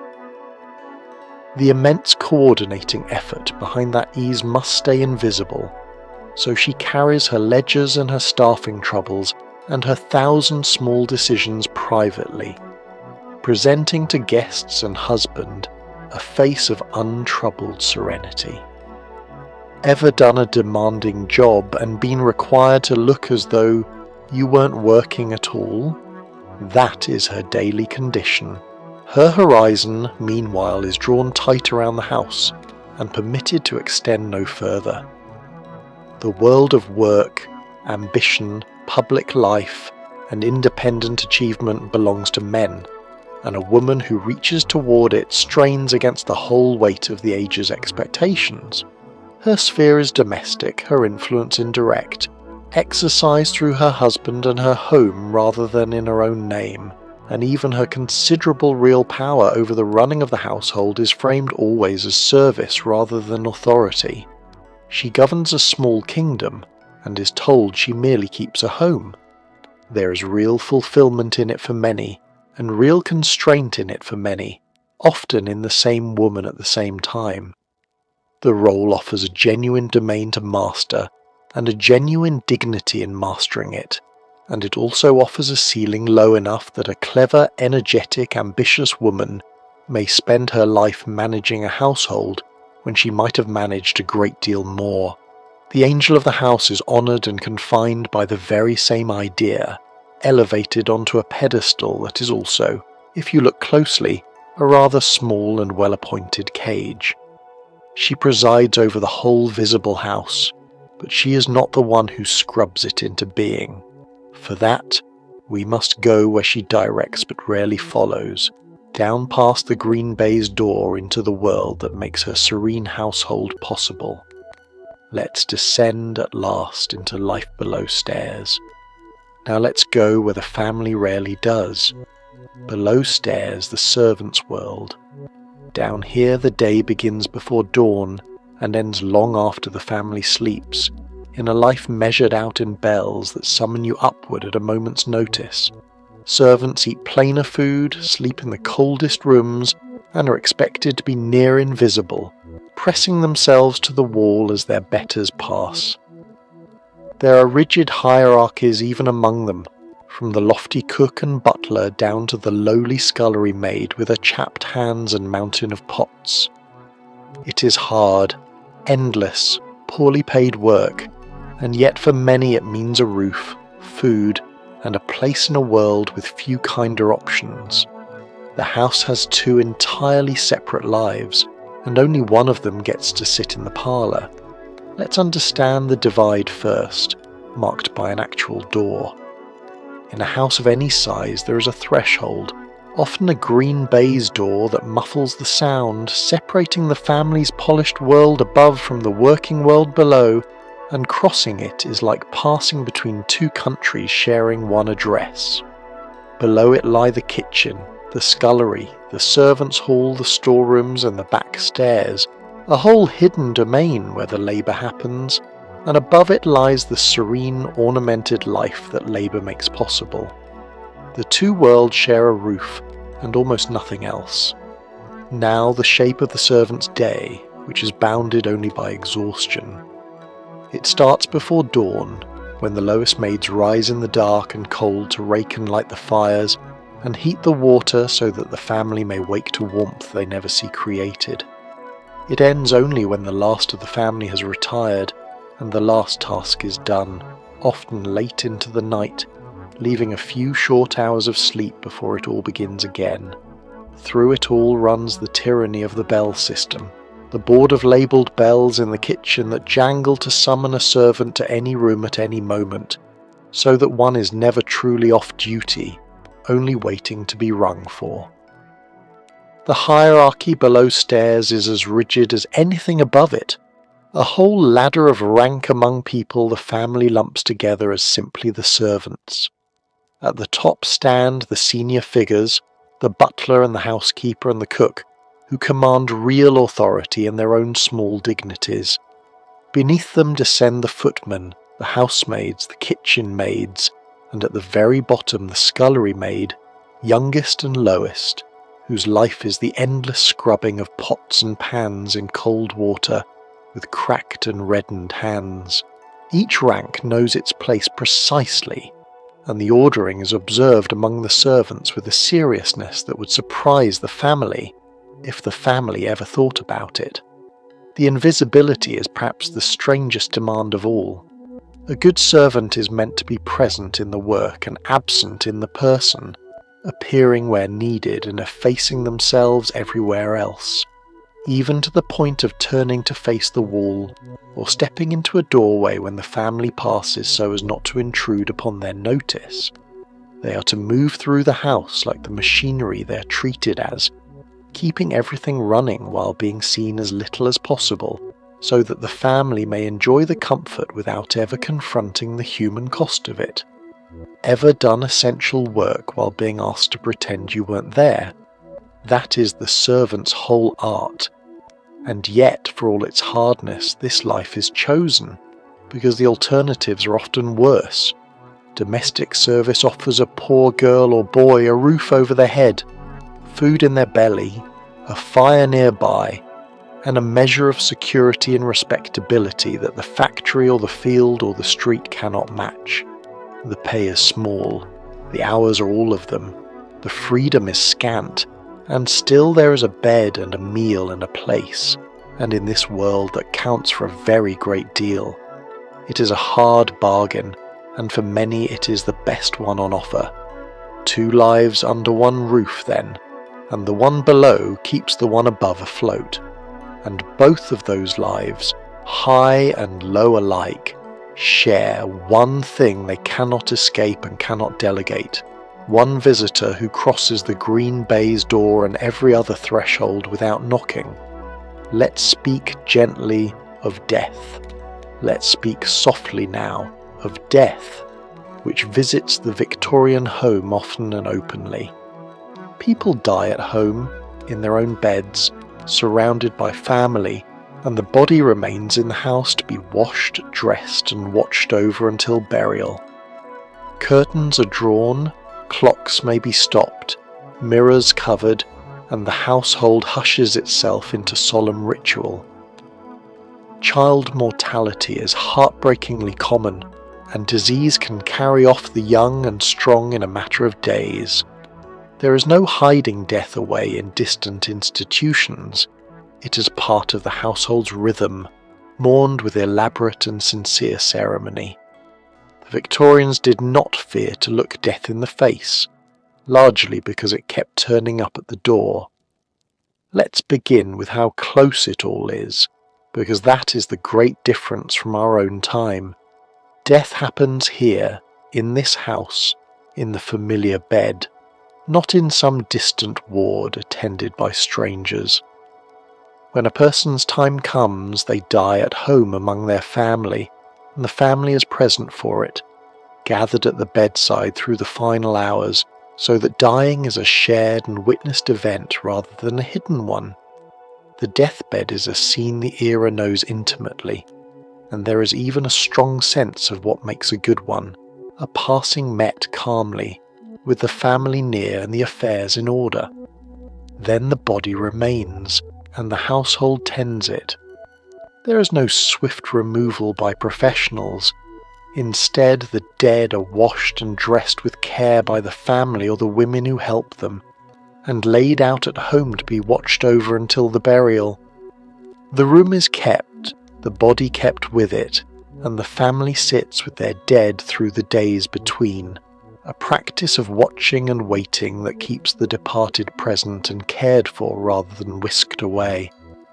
It is tender and unflinching, and utterly ordinary to them. The house itself is put into mourning through a set of quiet, powerful gestures. The curtains are drawn against the daylight, hushing the rooms into a dim solemnity. The clocks may be stopped at the hour of death, holding the moment.